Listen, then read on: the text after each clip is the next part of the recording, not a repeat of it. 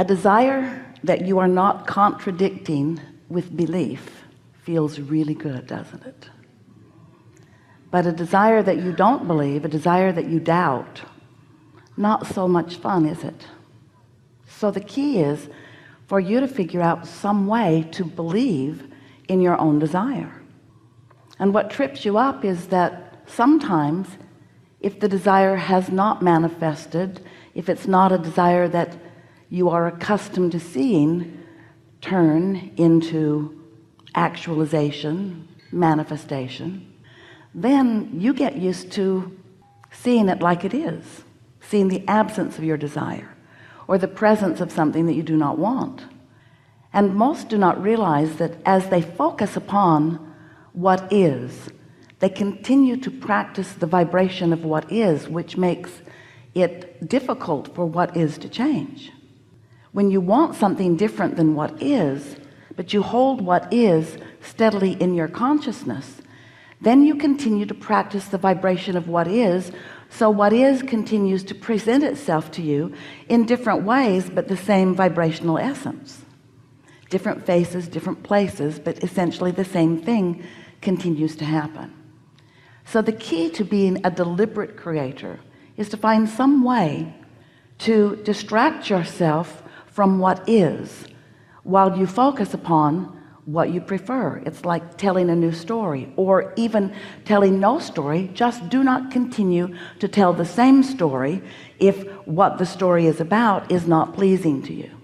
Seems logical, doesn't it? So you live in a universe that is vibrationally based. You are too. You are pure vibration. You are vibration above all other things, but you are vibration that has manifested into some physicality. And you've become so accustomed to the physicality that has occurred that you forget that you are vibration. So most of you human blessed beings, you don't deal with your life vibrationally. Instead, you deal with it in terms of action, actualization, manifestation. And that's what slows you down so much. If you could realize that you are visualizing things into being, that you are imagining things into being, if you could get your imagination into a larger part of your life experience and your observation into a lesser part of your experience would begin to flip more into things that you do want. We're not trying to get you to stop living what you're living, because most of it is really nice, isn't it? But you can be a better selective sifter than you are being. You can focus yourself more deliberately, and that really is what deliberate creation is all about. It's about deliberate focus. But in order to be effective at deliberately focusing, you have to understand what it is you're reaching for. And the thing that is interesting is that when we ask you to focus, we're not asking for your visual focus. We're asking for your vibrational focus, which means we're asking you to find a way to emotionally focus. Focus yourselves emotionally, meaning care about how you feel. And if what you are thinking about or focused upon, whether it's past, present, or future, whatever it is that has your attention, if you would remember that that focus carries with it a feeling, and if you would care about the feeling more than anything else, and you would focus your feeling into what feels better. In other words, let's say something has happened and it's not the way you wanted it to happen, and someone else is involved and you feel that they are wrong in their part in this, and you focus upon what happened, and you focus upon the injustice, and you focus upon what you think they should have done differently. You've got yourself all out of focus. And the way you know that you're out of focus is because you don't feel good, and not feeling good is your evidence that you're out of focus. Because when you are in focus, when you are flowing with the source that is you, when you're allowing that non-physical energy to flow to you and through you in the clear focus that it always flows with, you feel wonderful. In many ways, you feel wonderful because you're happy. Esther is happy. You feel wonderful because you're clear. You feel wonderful because you have clarity. You feel wonderful because you feel vitality. You feel wonderful because you are witty and wise. You feel wonderful because your timing is good. You feel wonderful because you're tuned in, tapped in, turned on. You feel elation. You feel exhilaration. You feel joy. And things around you are reflecting that alignment, that focus, that clarity, that alignment with your source. That's what we like to talk about. For a while we've been calling this gathering the art, because it is. You practice yourself into this artful, deliberate creation. The art of allowing. Allowing what? The art of allowing me and my physical body right here, right now, to be in vibrational sync with source energy perspective of same things in the same moment. That's what true alignment is. You see, you're not here on your own, out here on the ragged edge, leading edge, we mean the leading edge, out here on the leading edge. You're not here alone. You are here with all of this non-physical energy flowing with you, to you, and through you, aware of everything that you are focused upon in this moment. Not just knowing who you were when you were born, not just knowing what your reason for being here is, knowing who you are and why you are here and what you are about in this moment, what you're about in terms of your vibrational alignment or not, your vibrational allowing or not.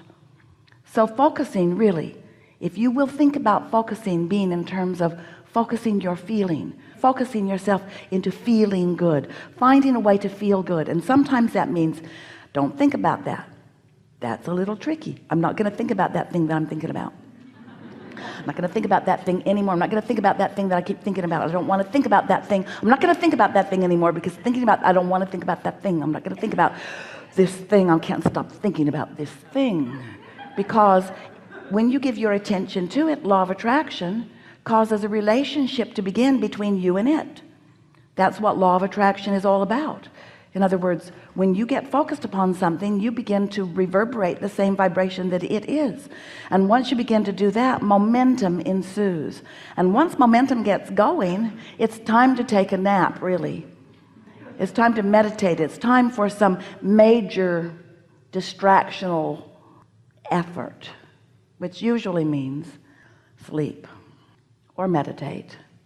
Sometimes you have the power to focus. Esther, we thought she was rather remarkable just now. She was having so much fun with you. She really did not want to leave. And yet, because of the thousands of times that she has stood in that place and listened and felt for us, it was easy for her to just adjust her vibration to the frequency that is us. But it takes some practice to be able to distract yourself from whatever's going on in that way, doesn't it?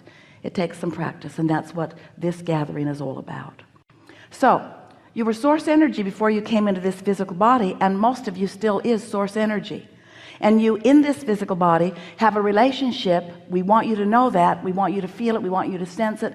We want you to tend to the relationship between you in this physical body and the source who is really you. The source who is you, present with you, aware of you, and thinking about what you're thinking about. So when source thinks about what you're thinking about and you feel negative emotion about it, that means you're thinking about it in an opposing way to the way source is thinking about it. Source is looking for the advantage. Source is seeing the well-being. Source is knowing the value of the contrast that you are living.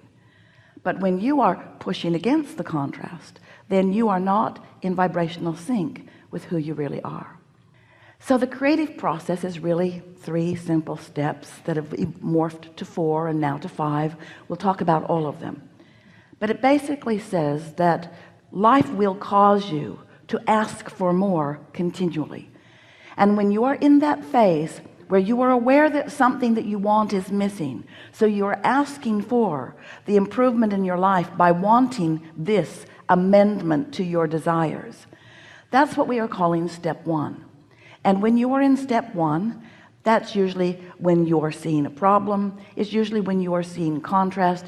It's usually when you're asking a strong question to which you do not know the answer. That's step 1. Step 1 is an important step, but step 1 will trip you up because it's easy for you to take your humanness, your actualness, your actionness, and give your all to step one. You're looking around, I don't like that, I don't like that, and these are the reasons that I don't like this. I don't like it, I want it to be like that, but I don't like this. That's what step one is like. Step two is source is answering what you want. Now, if you're in step one, strongly in step one, asking for the improvement, asking, focused on the problem, focused on the question, then you're remaining in step one, even though step two has already taken place and what you have asked for has already come to be in a vibrational reality that we've been referring to as your vortex. It's a vibrational reality. Wrote a whole book about it. A vibrational reality where everything that you're asking for is already resolved and gathered and completed and done vibrationally. But then you say, you're wise, you're smart aleck too, you're wise, you say, all right, Abraham, we'll play your silly game. I've asked the question and I accept that it has been answered, but how do I get my money out of the vortex and into the bank? How do I get my lover to come home with me now? In other words, it's very fine, this vibrational reality that you have conjured, cooked up, or maybe even imagined, Abraham, but I want the reality. I'm not asking for the vibrational version. I'm asking for the real life, see it, smell it, hear it, taste it, touch it, lick its face version. I want the reality of it. I want it to manifest for me. And we say, that's step three. That's where you are so aware that step two has taken place. And you are proud of yourself for living step one and asking with such clarity that now you are in a place of relaxed expectation. You're in the receptive mode. You're in the mode where you are not tense and not worried. You're not struggling. You're not justifying and defending. You're not saying, I need it. You're not yearning for it.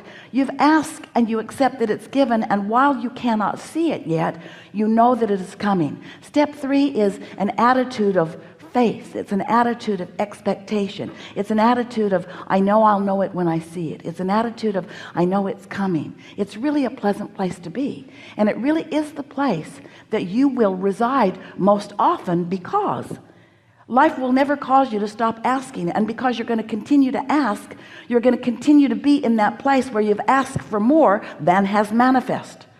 So it is very good for you to get comfortable being in that mode of having asked for something that has not fully manifested, because that's the way life will eternally be for you. We love you so much, deal with it. When you get to that place where you just know that it's coming and you don't have to know all of the details, you'll let the universe yield it to you a little bit at a time. You'll allow yourself to be in the receptive mode where you're receiving. Life is so rich and delicious when you're living like that, because there is something new for you coming into your awareness moment by moment by moment. The receptive mode, that step three receiving mode, that allowing mode, that is the feeling of most blessedness. When you get into that mode, you can just feel the universe wrapping arms around you and providing avenues for each and every detail that is important to you to be fulfilled. It is such a delicious state of being. Step four is, you're so accustomed to hanging around in that step three mode that you've mastered it. You're no longer upset with contrast. Contrast doesn't upset you anymore. You know how to manage your vibration. Step four is really managing your vibration. It's living in this world of steps, understanding that all of the steps are necessary, and feeling happy. It's mastering. It's the mastery of the creative process. Now we're talking about step five. Step five is where you not only accept contrast as important to the equation, but you revel in the contrasting experience that causes you to focus. And now you've come full circle. Now you are on top of life. Now nothing bothers you because you know it's all for you. Nothing bothers you because you know you've attracted every bit of it. Nothing bothers you because you know it's the clarity that you've been seeking. Nothing bothers you because you know you have mastery of your own ability to focus.